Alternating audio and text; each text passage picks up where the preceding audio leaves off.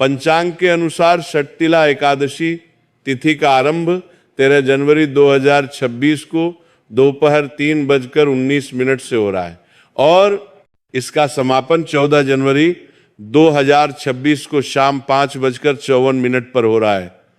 अब बहुत से लोग यही भ्रम में पड़ जाते हैं और सोचते हैं कि जिस दिन तिथि शुरू हुई उसी दिन व्रत रखा जाएगा, जबकि शास्त्रों में स्पष्ट कहा गया है कि व्रत हमेशा उदय अतिथि के अनुसार रखा जाता है। जिस तिथि में सूर्य उदय होता है वही तिथि व्रत के लिए प्रधान मानी जाती है। इसी नियम के अनुसार षटतिला एकादशी का व्रत वर्ष 2026 में बुधवार 14 जनवरी को ही रखा जाएगा। इसमें कोई मतभेद, कोई दूसरा विचार और कोई संशय नहीं है। अब इसी दिन मकर संक्रांति भी है। सूर्य देव इस दिन मकर राशि में प्रवेश करते हैं और उत्तरायण का आरंभ होता है, इसीलिए यह दिन अत्यंत पवित्र माना गया है। लेकिन यहाँ एक बहुत सूक्ष्म बात समझनी चाहिए।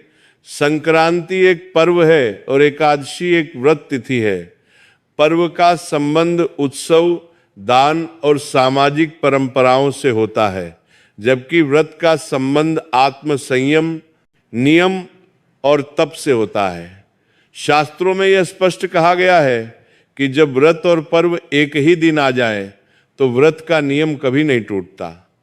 विशेष रूप से एकादशी का नियम सभी पर्वों से ऊपर माना गया है, क्योंकि यह तिथि स्वयं भगवान श्री हरि विष्णु को समर्पित है। यही कारण है कि 14 जनवरी 2026 को चाहे मकर संक्रांति ही क्यों ना हो, एकादशी का नियम ही प्रधान रहेगा। इसका सीधा अर्थ यह है कि इस दिन चावल का सेवन नहीं किया जाएगा। खिचड़ी चावल से बनती है, इसलिए एकादशी के दिन खिचड़ी खाना, बनाना या चखना भी वर्जित है। कई लोग भावुकता में ये कह देते हैं कि संक्रांति पर खिचड़ी न खाएं तो पाप लग जाएगा, लेकिन शास्त्र ये नहीं कहते। शास्त्र कहते हैं कि एकादशी के दिन चावल का सेवन महापाप है, चाहे कोई भी पर्व क्यों न हो। इसलिए 14 जनवरी 2026 को खिचड़ी नहीं खानी है, नहीं बनानी है और न ही किसी को परोसनी है। अब यहाँ षटतिला एकादशी का वास्तविक स्वरूप समझना बहुत जरूरी है। इस एकादशी का नाम ही तिल से जुड़ा हुआ है। शास्त्रों में बताया गया है कि इस दिन तिल से स्नान करना, तिल का उबटन लगाना, तिल का दान करना, तिल से भगवान का पूजन करना और तिल से बने पदार्थों का भोग अर्पित करना अत्यंत पुण्यदायक होता है। तिल को पापों का नाश करने वाला और पितरों को तृप्त करने वाला माना गया है। इस दिन भगवान को तिल और गुड़ से बने लड्डू, तिल मिश्रित मिष्ठान और सात्विक फल अर्पित करने चाहिए। स्वयं भी उपवास या फलाहार में रहकर भगवान का स्मरण करना चाहिए। बहुत से लोग पूछते हैं कि अगर एकादशी के दिन खिचड़ी नहीं खानी है तो फिर संक्रांति का पुण्य कैसे मिलेगा? इसका उत्तर भी शास्त्र में साफ दिया गया है। जब संक्रांति एकादशी में पड़ जाए तब संक्रांति का अन्न द्वादशी तिथि में ग्रहण किया जाता है। इसका अर्थ यह है कि खिचड़ी एकादशी के अगले दिन यानी द्वादशी को खाई जाती है। इससे एकादशी का नियम भी नहीं टूटता और संक्रांति का पुण्य भी सुरक्षित रहता है। यही सनातन धर्म का संतुलन है। अब द्वादशी तिथि की बात करें तो द्वादशी 14 जनवरी 2026 को शाम 5:55 से प्रारंभ होकर 15 जनवरी 2026 को रात 8:17 तक रहेगी। एकादशी का पारण हमेशा द्वादशी में ही किया जाता है और हरिवासर समाप्त होने के बाद किया जाता है। हरिवासर 14 जनवरी की रात लगभग 1 बजे के बाद समाप्त हो रहा है।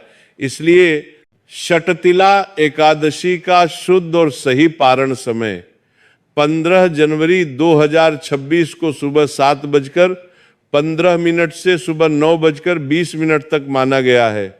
इसी समय पारण करना चाहिए। अब यहाँ एक और भ्रम लोगों के मन में बैठा हुआ है जो सबसे अधिक डर पैदा कर रहा है, और वह ये कि 15 जनवरी 2026 को द्वादशी गुरुवार के दिन पड़ रही है और कई स्थानों पर यह मान्यता प्रचलित है कि गुरुवार को खिचड़ी या चावल नहीं खाया जाता। अब लोग पूछ रहे हैं कि अगर गुरुवार को खिचड़ी नहीं खाई जाती तो द्वादशी में खिचड़ी कैसे खाएं? इस प्रश्न का उत्तर बहुत शांति से समझने की आवश्यकता है। गुरुवार को खिचड़ी न खाने की बात कोई सार्वभौमिक शास्त्रीय नियम नहीं है। यह कुछ क्षेत्रों की लोक मान्यता है जिसे लोग परंपरा से मानते आ रहे हैं। इसके विपरीत एकादशी द्वादशी का नियम शास्त्र से चलता है और शास्त्र स्पष्ट कहते हैं कि द्वादशी के दिन चावल पूर्ण रूप से शुद्ध होते हैं। शास्त्र यह नहीं देखते कि वार कौन सा है, शास्त्र यह देखते हैं कि तिथि कौन सी है। जब तिथि द्वादशी होती है तब एकादशी का निषेध समाप्त हो जाता है। इसलिए 15 जनवरी 2026 को, जो कि गुरुवार है, स्नान, पूजा और पारण के बाद खिचड़ी खाना पूर्ण रूप से धर्मसम्मत, शुद्ध और दोष रहित है। इसमें न तो गुरुवार का दोष लगता है और न ही कोई पाप माना जाता है, बल्कि यदि कोई व्यक्ति गुरुवार के भ्रम में पड़कर द्वादशी में भी खिचड़ी नहीं खाता तो वह संक्रांति के पुण्य से स्वयं को वंचित कर लेता है। अब पारण की विधि को भी समझना बहुत जरूरी है। पारण का अर्थ यह नहीं है कि सीधे भोजन कर लिया जाए। पारण का अर्थ है व्रत को विधिपूर्वक समाप्त करना। षटतिला एकादशी का पारण गोदुग्धेन पारणम बताया गया है, अर्थात सबसे श्रेष्ठ पारण गाय के दूध से किया जाता है। यदि दूध उपलब्ध न हो तो जल, फल या तुलसी दल से भी पारण किया जा सकता है। पहले पारण करना चाहिए, उसके बाद ही भोजन करना चाहिए। यही कारण है कि पहले पारण करें और उसके बाद ही खिचड़ी या चावल से बना भोजन ग्रहण करें। एकादशी का वास्तविक अर्थ केवल भूखा रहना नहीं है, यह मन, वचन और कर्म का उपवास है। इस दिन क्रोध, ईर्ष्या, द्वेष, छल, निंदा और अहंकार से दूर रहना चाहिए।